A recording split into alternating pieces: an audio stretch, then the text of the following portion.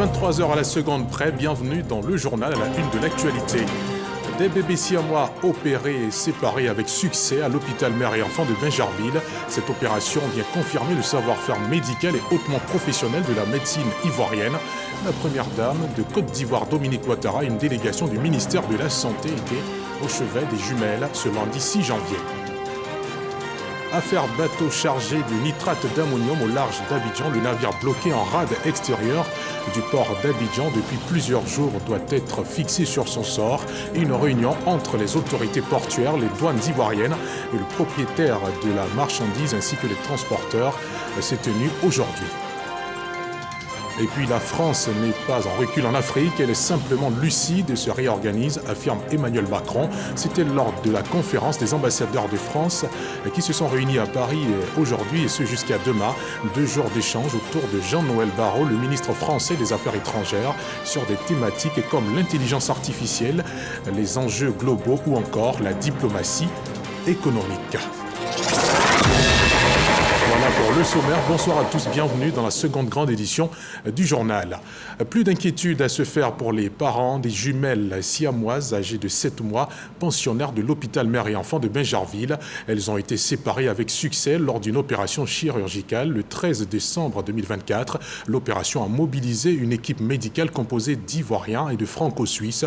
La première dame de Côte d'Ivoire, Dominique Ouattara, accompagnée d'une délégation du ministère de la Santé, de l'Hygiène publique et de la couverture maladie universelle, leur a rendu visite ce lundi 7 janvier. Dominique Ouattara a saisi l'occasion pour féliciter le personnel soignant et les experts médicaux de l'hôpital pour cette prouesse et leur contribution à la promotion du savoir-faire sanitaire ivoirien. Jean-Marc Djadji. Hôpital mère-enfant Dominique Ouattara de Bingerville. À la porte 502, au premier étage de la salle d'hospitalisation de chirurgie pédiatrique, sont logés Grâce Dominique et Marie-Dominique. Nos 2 siamoises opérées et séparées avec succès. Reliées au niveau du thorax et de l'abdomen, ces jumelles fusionnées ont pu bénéficier de l'expertise médicale de la dite institution sanitaire. Nées par césarienne depuis le 10 juin 2024, elles sont prises en charge par le service pédiatrie au grand bonheur de Charlette, la mère. Après la séparation, je suis contente. Ça n'a pas été du tout facile parce que depuis après l'accouchement, je ne suis pas retournée chez moi. Je suis restée ici pour que mes enfants aient une vie normale. J'ai donné le nom de mes 2 enfants, j'ai mis Dominique pour qu'elle soit leur mot en guise de lui dire merci pour tout ce qu'elle a fait pour moi, ce qu'elle continue de le faire. Aujourd'hui, quand je rentre dans son hôpital, je suis très contente que Dieu la bénisse. La première dame, Dominique Ouattara, a tenu à toucher du doigt cette victoire collective pour l'hôpital mère-enfant de Bingerville, la fondation Children of Africa, en collaboration avec l'association La Chaîne de l'Espoir. 13 heures de chirurgie et 16 heures d'anesthésie ont été nécessaires pour cette prouesse médicale. 8 chirurgiens ivoiriens de l'hôpital mère-enfant Dominique Ouattara de Bingerville et un expatrié ont été mobilisés pour cet exploit médical. L'intervention a été menée le 13 décembre. Il y a un principe qu'il faut respecter pour pouvoir séparer des siamoises, parce que toutes ne sont pas séparables. Il faut qu'il y ait des organes vitaux pour chacune, par exemple un cœur pour chacune, et il faut que les organes en commun soient divisibles. Donc ces fillettes remplissaient des critères, malgré des malformations très complexes qui ont été pour certaines découvertes en père opératoire. Ensuite, elles ont été prises en charge donc, dans le service de réanimation où elles se sont adaptées à cette nouvelle vie. L'opération réussie des sœurs siamoises incarne la solidarité et le dévouement du système sanitaire ivoirien, conformément aux valeurs prônées par le chef de l'État, Alassane Ouattara. Le président de la République, depuis sa prise de fonction à la tête de ce pays, a mis donc la santé au niveau donc des priorités de ce pays dans son programme de gouvernement et il a investi énormément pour qu'en partout en Côte d'Ivoire, il y ait donc des établissements de référence. Et ici à HME, grâce à Madame la Première Dame, cet hôpital est un hôpital de référence pour le couple mère-enfant. Et ce qui vient d'être réalisé aujourd'hui montre bien que la santé progresse en Côte d'Ivoire. Et grâce à la coopération que nous avons vue, nous pensons que nos professionnels pourront vraiment assumer les charges qui sont les leurs, même dans des cas complexes comme ce que nous venons de découvrir. L'intervention chirurgicale de Siamoise est la première réussie en Côte d'Ivoire et particulièrement à l'hôpital Mère-Enfant Dominique Ouattara de Bingéville. Une fierté pour la première dame. Nos deux petites Siamoises, Marie-Dominique et Grâce-Dominique, en plus elles portent mon nom. Donc vous pouvez imaginer la tendresse que je peux avoir pour elles, en plus de leurs problèmes de départ. Elles ont pu être séparées dans toutes les règles de l'art. Elles avaient un problème de foie qu'elles avaient en commun et de problèmes digestifs. Donc c'était une opération compliquée qui a duré plus de 13 heures. Donc vraiment, je suis très heureuse. J'ai été les voir tout à l'heure, elles sont toutes mignonnes. Elles m'ont fait des sourires, comme si rien ne s'était passé. Je suis très fière de mon hôpital. Et je voulais vraiment leur dire que je suis très, très, très, très fière. Quand on a un problème d'enfants siamois, ils peuvent être rejetés. Et aujourd'hui, bien sûr, ce n'est pas le cas. Ils sont des enfants normaux qui vivront toute leur vie normalement. Bravo à nos médecins et merci à tous. Et je voulais vous dire, monsieur le ministre, que vous faites un travail formidable parce que vous êtes toujours avec nous. Quand il y a un problème ou quand il y a une épreuve, vous êtes là. Une conférence de presse initiée par l'hôpital Mère-Enfant s'est ensuite tenue avec les journalistes pour éclairer leur lanterne sur le déroulement de l'opération. En attendant, Grâce-Dominique et Marie-Dominique se portent bien et reprennent des forces selon les experts. L'hôpital Mère-Enfant et la Fondation Children of Africa de la première dame Dominique Ouattara s'engagent à travers cette initiative à offrir un avenir meilleur aux enfants de Côte d'Ivoire. C'est une fin heureuse que l'on souhaite à tous les parents d'enfants malades. Et cette affaire qui fait les choux gras de la presse ivoirienne et internationale depuis quelques jours, finalement, les inquiétudes se dissipent peu à peu. Le navire bloqué en rade extérieur du port d'Abidjan depuis plusieurs jours sera bientôt fixé sur son sort. Une réunion entre les autorités portuaires, les douanes ivoiriennes, le propriétaire de la marchandise et les transporteurs s'est tenue aujourd'hui. Une solution devrait être trouvée d'ici demain. L'objet de la rencontre de ce jour, décider si les 7000 tonnes de la cargaison destinée à la Côte d'Ivoire pourront être déchargées comme prévu ou pas.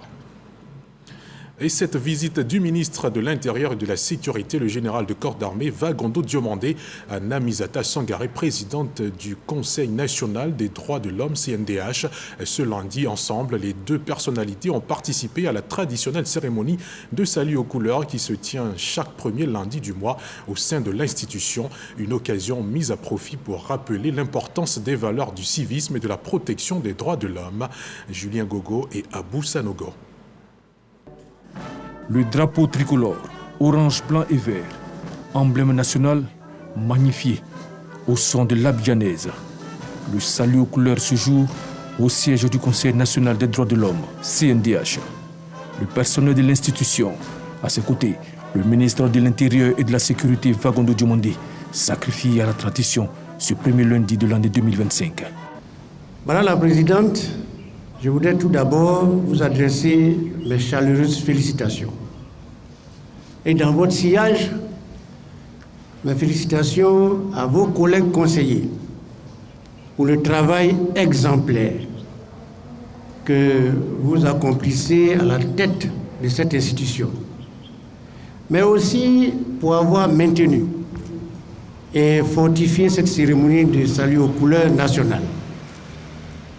Ce geste symbolique empreint de dignité et de fierté nationale témoigne de l'engagement constant du Conseil national des droits de l'homme pour la préservation et la promotion de nos valeurs communes. Propos soutenus par la présidente du CNDH, Namizata Sangaré. Monsieur le ministre, vous avez toujours marqué un intérêt particulier pour la thématique des droits de l'homme. Votre engagement le démontre notamment à travers vos actions et je voudrais vous exprimer mes sincères félicitations pour avoir assuré la sécurité des personnes, des biens et des institutions, contribué à la maîtrise des flux migratoires dans les zones frontalières nord et nord-est du pays, lutter contre l'orpaillage clandestin, la criminalité organisée, la grande délinquance et la drogue, contribuer à protéger le pays contre la menace extérieure et le terrorisme, maintenir l'ordre public pour ne citer que ces missions que vos forces ont accomplies avec brio. Le CNDH, autorité indépendante, a pour mission principale la protection des droits des citoyens.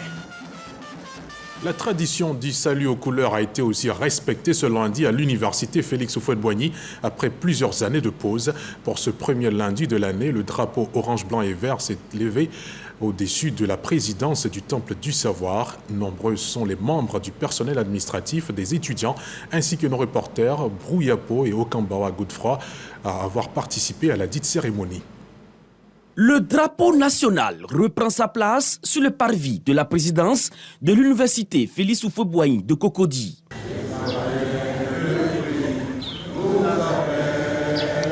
Pour ce premier lundi du mois, l'UFR de biosciences est d'astreinte.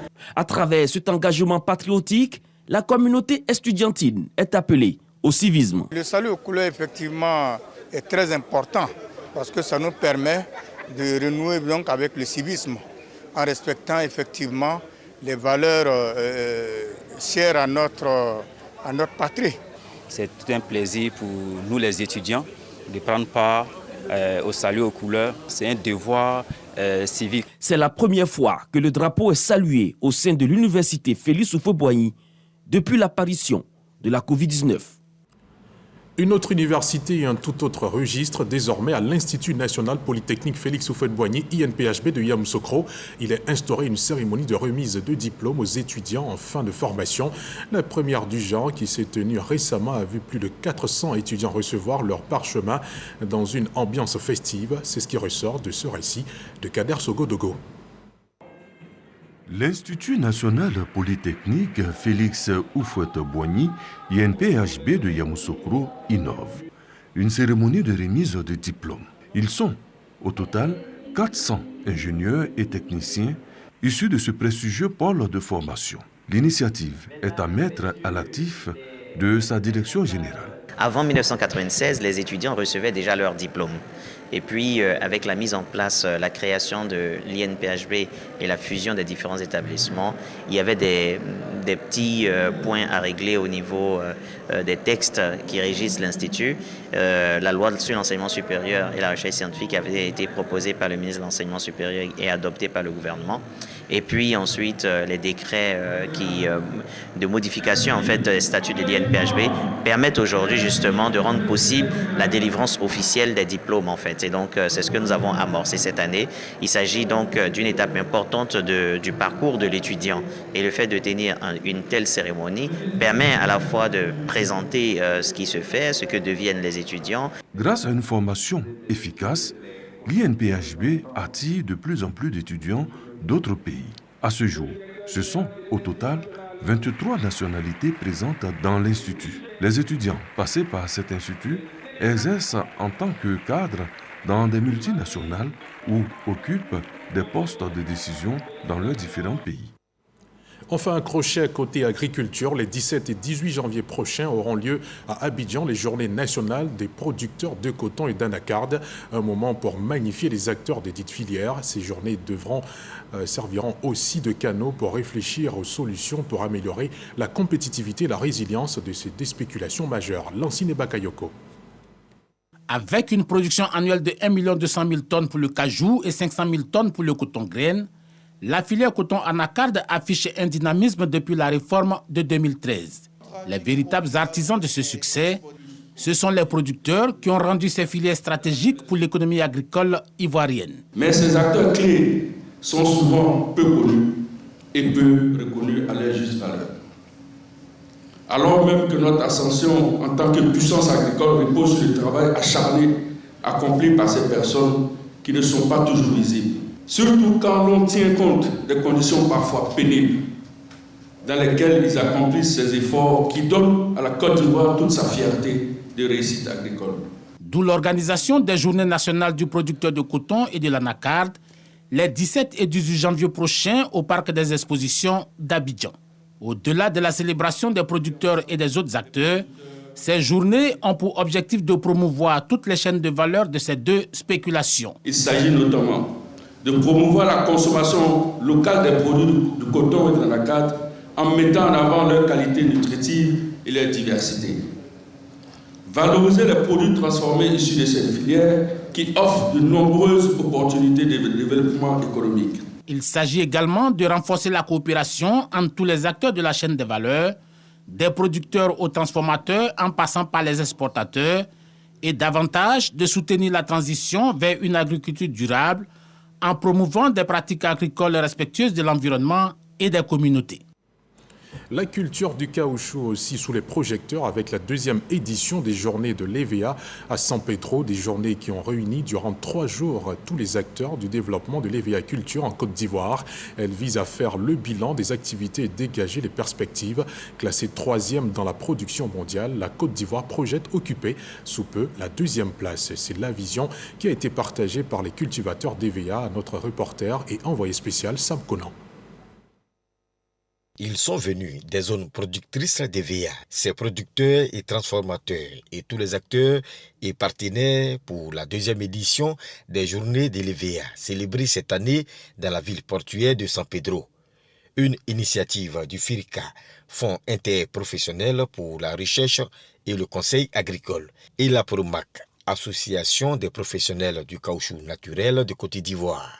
La filière, à travers ces rencontres, fait le bilan des activités de toutes les familles de la PROMAC, des activités de l'assistance technique qui sont confiées au FIRCA, de tout ce qui s'est passé en gros au cours de l'année avec les différents secteurs et véhicules, sur leurs attentes, sur leurs difficultés, sur les perspectives dans le développement de la production et véhicule. Au titre de l'année 2023, la production nationale était d'1 678 000 tonnes. Et la Côte d'Ivoire était classée 3e. Il a été décidé de faire mieux pour les années à venir. On a pour ambition de passer 2e dans les 2 prochaines années. Si on veut être 2e producteur mondial, il faut qu'on puisse connaître au-delà de 2 millions de tonnes de caoutchouc sec par an. Et pour ça, il faut continuer de planter. Le préfet des régions, Ousmane Koulibaly, exhorte tous les acteurs à fédérer davantage leurs efforts dans l'atteinte des objectifs qu'ils se sont fixés. Dans le domaine de la recherche et de l'innovation, il y a eu signature de conventions liées à l'impact des insectes sur les écosystèmes, accord intervenu entre le Fonds pour la science et la technologie et l'innovation FONSTI et la Société d'anthologie de Côte d'Ivoire. Cette convention symbolise l'engagement mutuel des 2 structures à conjuguer leurs ressources, compétences et expertises pour générer des avancées scientifiques tangibles. Cette convention a été suivie à la loupe par Jean-Marc Djadji. Une convention entre le Fonds pour la science, la technologie et l'innovation et la Société d'entomologie de Côte d'Ivoire, CECI. Ils s'engagent à conjuguer leurs ressources, leurs compétences et leurs expertises afin de parvenir à des avancées scientifiques dans les domaines de l'agriculture et de l'environnement. Cette convention-là, pour nous, va nous apporter une contribution significative par la mise en œuvre de thématiques de recherche qui seront définies et qui seront mises en œuvre, qui vont contribuer à mieux faire connaître les activités que nous faisons, mais qui vont permettre à la Côte d'Ivoire de répondre à certaines difficultés, à certaines thématiques auxquelles font face les populations, les planteurs et même les défis liés à l'environnement. Pour Dr Sangaré Yaya, secrétaire général du FONSTI, il s'agit pour son institution d'accompagner les projets en octroyant des financements aux chercheurs engagés dans la réduction de l'impact des insectes sur l'environnement et l'agriculture. Nous voulons soutenir cette société d'entomologie qui regorge des chercheurs talentueux de plusieurs disciplines pour les aider à voir quels sont les impacts des insectes sur un certain nombre de secteurs en Côte d'Ivoire, notamment l'agriculture et l'environnement. Nous voulons soutenir l'entomologie, c'est-à-dire la science des insectes en Côte d'Ivoire, pour accroître la productivité de l'agriculture ivoirienne, parce que les insectes ont un impact sur la productivité de notre agriculture. L'entomologie apparaît comme une science cruciale pour relever les défis contemporains. Les insectes jouent un rôle déterminant dans des secteurs clés tels que l'agriculture, la santé publique et la préservation de l'environnement et le changement climatique. L'on repart pour le centre du pays où l'une des priorités de l'équipe municipale de Bouaké est de permettre aux commerçants d'exercer dans un environnement sain et sécurisé. Des centres commerciaux ont été ouverts à cet effet pour l'installation des commerçants ambulants. Celui baptisé du nom du maire Amadou Koné a 1 an aujourd'hui. Il a été marqué d'une pierre blanche à travers une cérémonie à laquelle a assisté Gervais Kouassi, dont le reportage est ici commenté par Souro Corona. Un autre pan de Bouaké nouveau, c'est la réduction drastique des commerçants ambulants. Ces derniers non seulement obstruent les voies de circulation, mais aussi génèrent des dépôts d'immondices au coin des rues, sans compter le contournement du paiement des taxes communales. Pour un partenariat gagnant-gagnant entre l'équipe municipale et les commerçants, le premier magistrat de la commune a bien voulu inscrire la construction des centres commerciaux respectant toutes les commodités dans son agenda de développement. C'est fort de cela que le centre commercial portant son nom, Amadou Koné du quartier Commerce, est sorti des terres il y a de cela 1 an. Les plus heureux sont les 710 occupants du site qui disent avoir été réhabilités dans leur profession de commerçant, car ayant délaissé les abords du marché aux oignons. Aujourd'hui, sincèrement, nous nous sentons responsables. Nous ne sommes plus au soleil, on est tranquille, on a la paix du cœur. La seule chose est que c'est à nous-mêmes de travailler pour attirer les clients vers nous. La mairie réaffirme son engagement aux côtés des commerçants. On est content de voir que le marché a été bien entretenu, les gens prennent soin du marché, il y a une bonne partie des gens qui occupent le marché, donc nous sommes contents.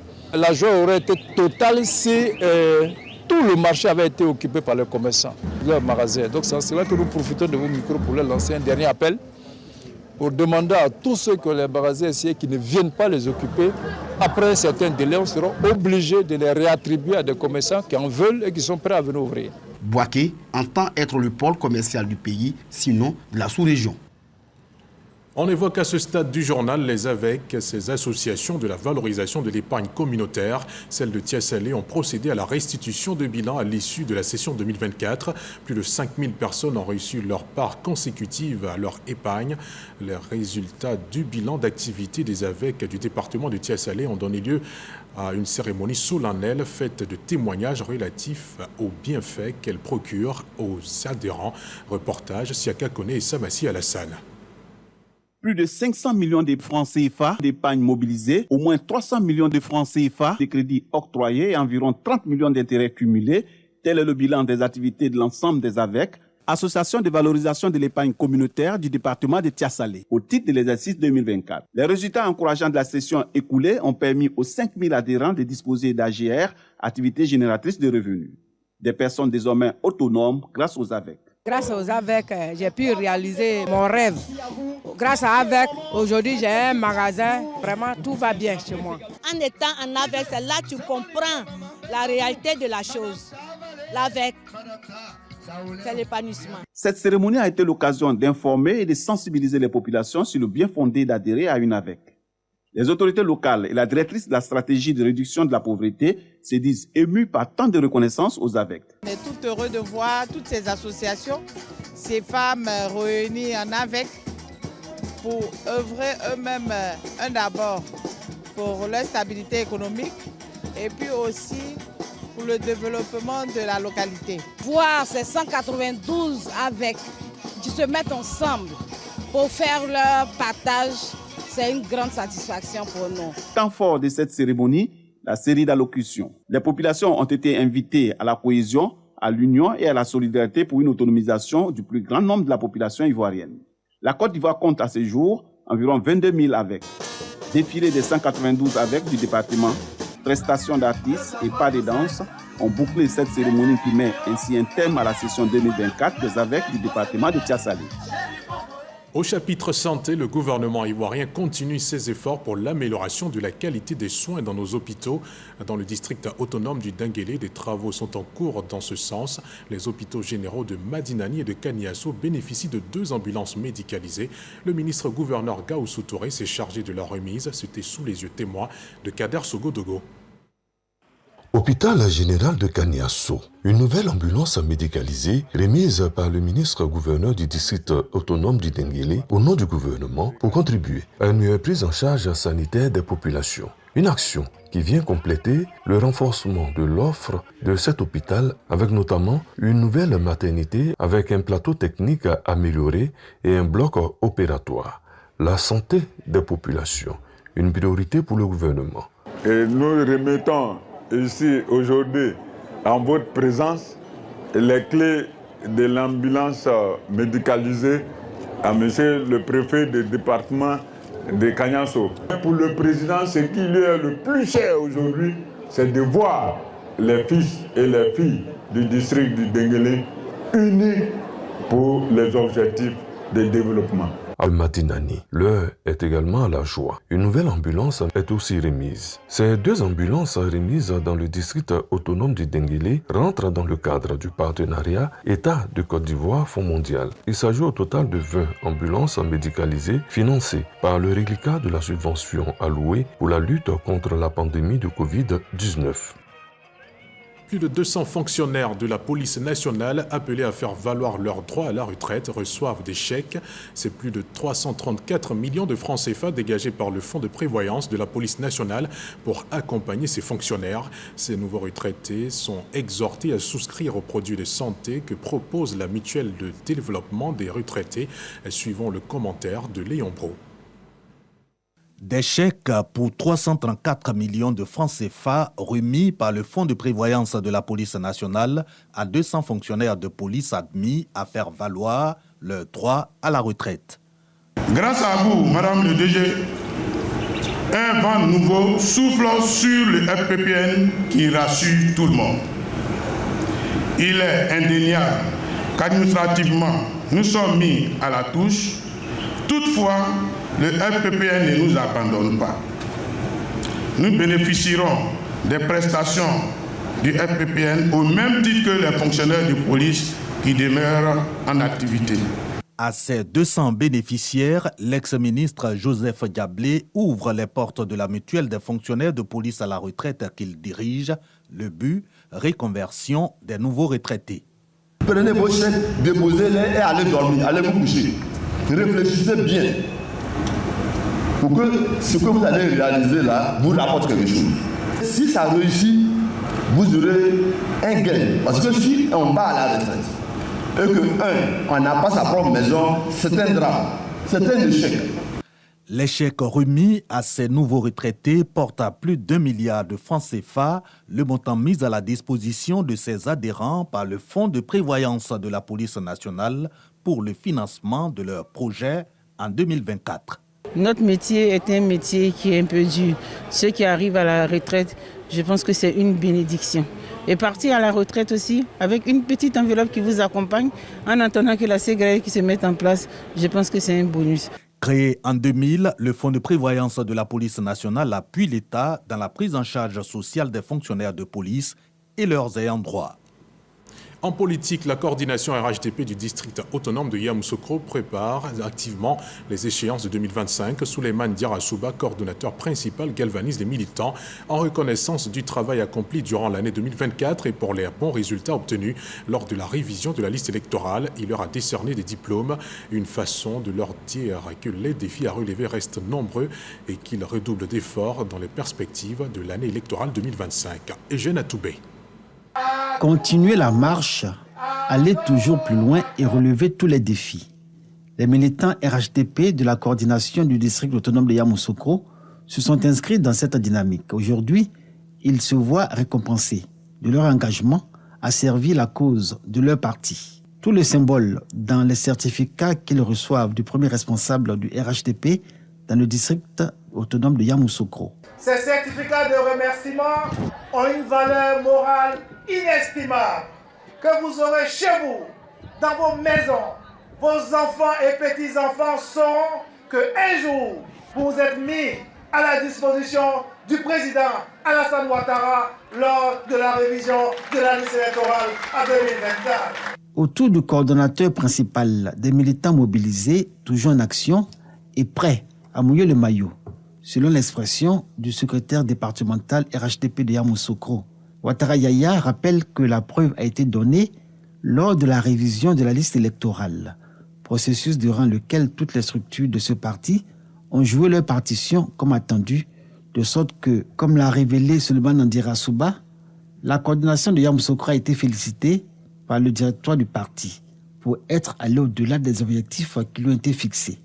Les femmes et les jeunes se sont particulièrement illustrés à cette occasion. Nous avons parcouru tous les quartiers, les associations, les marchés, pour faire sortir tous ceux qui n'ont jamais voté. Nous avons mis en place un call center qui nous a permis de contacter chaque jour tous les nouveaux électeurs qu'on avait recensés. Les militants RHDP de la coordination du district autonome de Yamoussoukro ne veulent pas dormir sur leur laurier. Par le succès de la révision de la liste électorale, ils ont donné le ton pour les défis futurs. La victoire du RHDP à toutes les élections cette année 2025. Hors de nos frontières à présent, le rendez-vous annuel de la diplomatie française a eu lieu aujourd'hui à Paris. Les ambassadeurs français en poste dans le monde entier se sont réunis autour du président Emmanuel Macron. Sur 2 jours, ils échangeront sur plusieurs thématiques, notamment l'intelligence artificielle et les enjeux globaux de la diplomatie économique. Emmanuel Macron a évoqué dans son discours d'ouverture plusieurs sujets, notamment le départ des militaires français de certains pays africains. Initialement prévu fin août, l'édition 2024 de ce grand rendez-vous diplomatique n'avait pu se tenir du fait de l'accueil des Jeux paralympiques à Paris. Et c'est la fin de ce journal. Merci infiniment de l'avoir suivi. Très bonne soirée et suite de programme sur RTI 1.